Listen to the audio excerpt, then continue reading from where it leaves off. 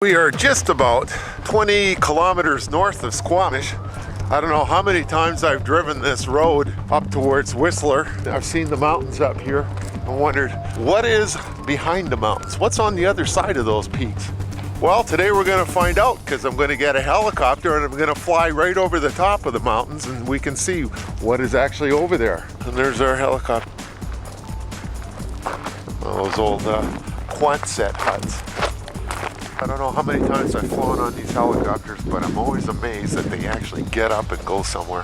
See the map behind me here? Look at this handy little gadget. As I pull that, so that will tell us that we're about 40 kilometers. We can wrap this around our finger. From here to here is 30 miles.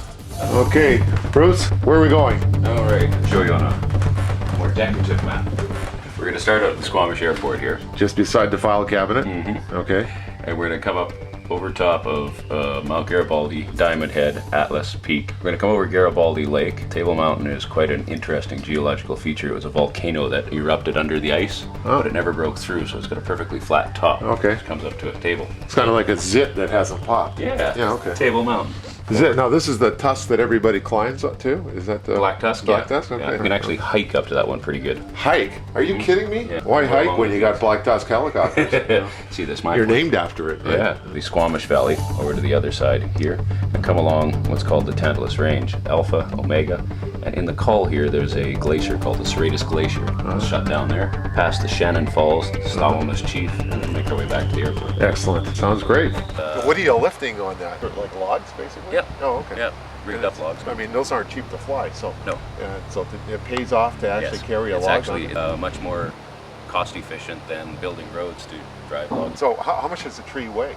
Well, if you cut some of them up into about 10, 12 pieces, you can take them out one piece at a time. Basically, it's looking at $4,000 an hour for operating. Is that what that helicopter is designed for heavy lifting capability?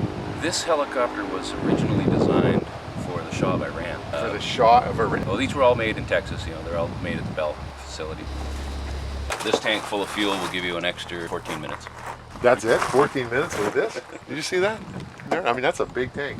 The entire thing full of fuel, the fuel weighs more than that other helicopter. 500 liters an hour. To pulls the water up? Yeah. Oh, okay. And then they can put a Provoke and fire. will release. Power to run the tail rotor on this is more than is produced by the Jet Ranger. Okay, well, we're ready to go. I was just told that people buy cabins up there. Orange box called the emergency locator transmitter. In the unlikely event of a hard landing, you just remove it from its bracket, undo the coaxial cable, take the wires off of it, extend the antenna, turn it on and leave it on. You bet.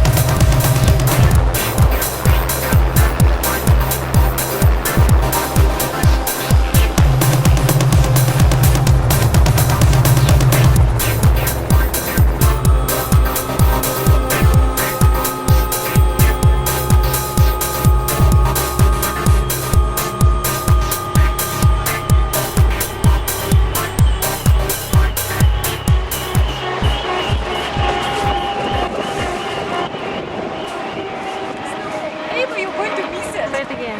I like this kind of hiking. Okay, I'm gonna take my shoes off. I've been dared to do that. Oh, I don't walk in the snow with my bare feet very often. It's just some kind of a Buddhist tradition. Instead of walking on hot coals, we walk on cold ice. I'm at the top of the Cerritos Glacier. I'd like to be able to tell you I hiked all the way up to the top, but one look at my running shoes, and you know that wasn't true. In fact, we came up in that Bell Jet Ranger 206. Took us about 20 minutes. I wouldn't say I'm baking up here, but you know, I could go without my shirt on for a few minutes. It wouldn't bother No, me. we don't need striptease. We cannot go higher than this, Percy. Yeah, this is it. I can actually feel the air being a little bit thin. It's not, you know, really hard to breathe, but I can feel that it's thinner certainly than where we were. Okay, this is what the well-prepared traveler to the top of Tantalus Mountain would come. We've got a flag. Display the flag. Somebody's built a nook-shook. Got my bright sun visors. And I'm going to check out this dome. Looks like a little research place. Anybody home? You know, everything tastes better up here. I don't know why. And look, there's inscription in the stone over here. Let's take a look at it. Bob was taken from us suddenly on Mount Tantalus, August 5th, 1989. What are you going to do when you get up to the top? Sunbathing, of course. Oh, yeah. Picnic, sunbathing. Can you see black tusk? Way over there. That black thing sticking up? Yeah. That black cinder cone? That's black tusk. Percy. Hi, I'm Mark. Mark? Nice to meet you. Nice to meet you. So we got Jim Haverhill's hut. I heard all about him. As I just found out, it's our Japanese-speaking pilot. Oh, did you know that? excellent. He's a fluent Japanese English translator. And flies helicopter. Yeah. So where's the TV? Those are his tools, right? Probably. Yeah. Wow. Old camera.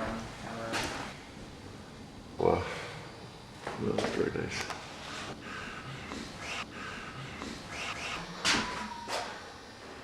Well, we'll see you. Have a nice day. Okay. So, Bruce, that was a lot of fun. How high are we right now? 6,450 feet. Okay. And you're coming back here and after you're dropping us off right away, right? To pick up these guys.